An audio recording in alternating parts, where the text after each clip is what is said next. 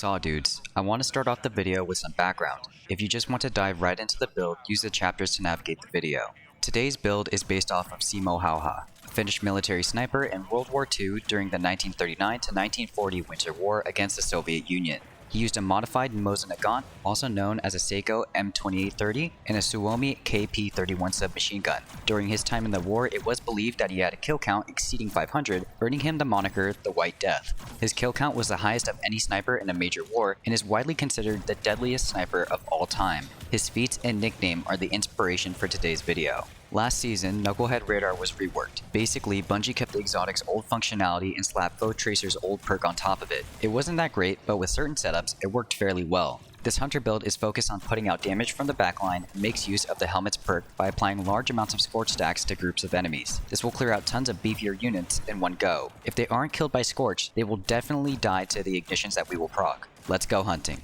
Gameloop first. Honestly, just use your preferred solar weapon from a safe distance and plink away at targets. Spread Scorch either by using your exotic weapon, incandescent, or ignitions. Continue to plink away at targets using your healing grenade as necessary to stay alive. Focus on killing enemies that are below 30% HP since they will get killed faster. For bosses, trigger ignitions as much as possible and lay into them with heavies when they are below 30% HP. Rinse and repeat. Next, let's cover the abilities of the White Death build. Since we're going to be playing as a sniper, I found Marksman Golden Gun to be the most fitting. It does heavy damage and spawns orbs of power for teammates without the need for kills. If you want to use Blade Barrage, go ahead, but be warned, you will have normie status.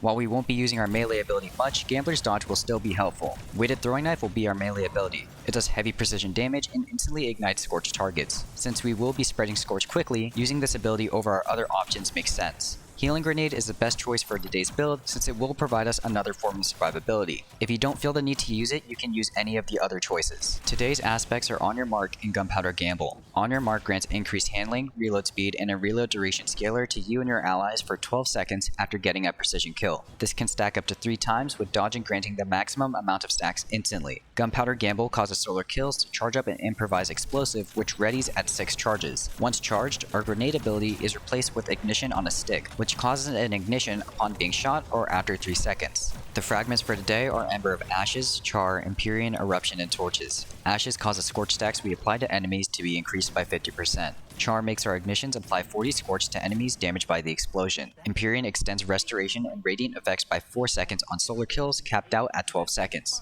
Eruption increases the ignition explosion radius by about 20%. Finally, Ember of Torches causes powered melee hits to grant radiant for 8 seconds to us and allies within 8 meters. Let's cover the armor and mods. On Knucklehead Radar, I use Harmonic Siphon, Special Ammo Finder, and Font of Wisdom. Font of Wisdom can be swapped for Dynamo or hands-on. For the gloves, I went with Heavy-Handed, Font of Focus, and Focusing Strike. The ghillie vest had Sniper Damage Resistance, Charged Up, and a Variable Resistance mod. Charged Up can be swapped for Concussive Dampener if you like. On the snow boots, I chose to go with Recuperation and 2 copies of Solar Weapon Surge. If you prefer to add some damage to your Golden Gun, swap 1 copy out for Kinetic Weapon Surge. Lastly, the cloak had Bomber, Reaper, and Time Dilation. Since we will be playing in the backline and pretty far away from danger, I don't think you need 100 resilience. I just use it because I play like an idiot. I think a healthy amount would be 80 points or tier 8. The next best stacks to max are Mobility, Discipline, and Intellect. Mobility lowers our dodge cooldown, allowing us to use more knives if the situation calls for CQC. Discipline lowers our healing grenade cooldown, giving us more flexibility. And Intellect lowers our super cooldown. Since we are using font mods, do not go above 70 Discipline or Intellect. If you enjoyed the history lesson, consider subscribing. It helps me out a lot. The White Death's build has 3 weapon loadouts for the most amount of flexibility. I wanted to honor his loadout since it's so iconic. However, Destiny 2 doesn't really have the greatest equivalents, so I had to take some creative liberty. Weapon loadout 1 used the Supremacy, either Polaris Lance or Tommy's Matchbook, and Cataclysmic. The Supremacy will act as our modified Mosin Nagant sniper rifle. We don't have bolt actions in Destiny 2 like Hayha did, so I chose a gun that would be flexible. The Supremacy offers superb burst DPS and sustained DPS due to 1 per combination, 4 times a charm and rewind rounds. Out of all legendary sniper rifle archetypes, rapid fire frames possess the highest burst DPS due to their high RPM. However, they lack sustained DPS due to their lower damage per shot. The Supremacy fixes this by the sheer volume of rounds it can put down range. It can shoot about 50 rounds with no reserves mods and can do so without reloading. It does require hitting all precision shots to make use of 4 times a charm. This isn't going to be our main form of DPS for bosses and is much more suited for melting stun champions or mini bosses. I recommend using Arrowhead Break in the first column to tighten the recoil pattern and Appended Mag in the second to add 2 more rounds to the magazine for better perk synergy. Polaris Lance is our first solar option and my preferred weapon for this build. Precision hits with this weapon refill 1 round to the mag, making it possible to go without reloading for a very long period of time. Hitting 4 precision hits readies an explosive solar round that deals moderate damage and applies 40 Scorch to enemies within 2 meters. This AoE Scorch explosion scales with the Ember of Ashes, meaning that we can have ignitions proc in a very short period of time. Since we don't need to reload often, plinking from far away is extremely safe and a viable way to play. The Scorched Ignitions benefit from Knucklehead Radar's bonus damage and can easily finish off crowds of ads. If you have the time, I highly suggest grinding out the catalyst for the gun, which grants it Firefly. It can help ad clear a bit more and clears out weak red bars faster. Tommy's Matchbook is our second choice for those who like to play it a bit risky. I realize that the White Death used a submachine gun, but Tommy's looks very similar to the Suomi KP-31. Firing 20 rounds within 0.125 seconds of each triggers overheating. Overheating grants 99% increased damage, but deals 16 damage every 0.4 seconds, stopping when we reach critical health. The catalyst reduces the health regeneration timer by 1 second and causes every 5th shot to apply 15 Scorch, 20 with Ember of Ashes. This gun is great for running and gunning, and can easily clear out large groups if you manage to proc ignitions. You will have to use this in combination with Healing Grenade though, in order to minimize the amount of damage taken. If you manage to focus on a boss, you will be rewarded with a ton of ignitions. You will have to play a lot closer to the fight with this weapon, so be smart about your engagements. Cataclysmic is our heavy weapon of choice and doubles down on the build sniper emphasis. I didn't really want to use a rocket or grenade launcher since our inspiration used precision instruments. Cataclysmic can do more damage than rocket launchers and benefits from Radiant, our 2 Solar Surge mods, and Knucklehead Radar. My 2 favorite roles for this weapon are 4 times a charm in bait and switch, or 4 times a charm in high impact reserves. For this build specifically, I like high impact reserves since it works passively, much like our helmet. If you want even more total damage, Fire's Contempt from the Root of Nightmares raid is a great substitute. Weapon Loadout 2 uses Succession, Trustee, and either Whisper of the Worm or Dragon's Breath. I realized that I recommended the Supremacy in the last weapon loadout, and you can totally get away with using that, but I wanted to put some variety in the build. Succession does more damage per shot than the Supremacy and has a higher zoom value. If you are truly dedicated to camping in the back and picking off key targets, then use Succession. The role that is the most consistent and easy to use is Fluted Barrel, Extended Mag, Reconstruction, and Vorpal Weapon with a backup mag mod. This setup will allow the gun to overflow the magazine to 10 rounds, assuming you wait for it to passively reload. Trustee doubles down on the futuristic weapon theme. It will be our Scorch Applicator in this weapon loadout. The role I tend to rock most of the time is Arrowhead Break, Tactical Mag, Rapid Hit, and Incandescent. Arrowhead Break hammers out the god-awful recoil on the gun and makes it a bit more manageable. Tactical Mag increases the reload speed, stability, and mag size. Rapid Hit increases stability and reload speed for hitting precision shots, and Incandescent spreads 40 Scorch on hit. Trustee is a really lazy weapon. You can hold down the trigger and just wait for something to die, assuming you're landing precision shots to make it even easier. Just hold down mouse 1 and you're set. Whisper of the Worm was a no-brainer.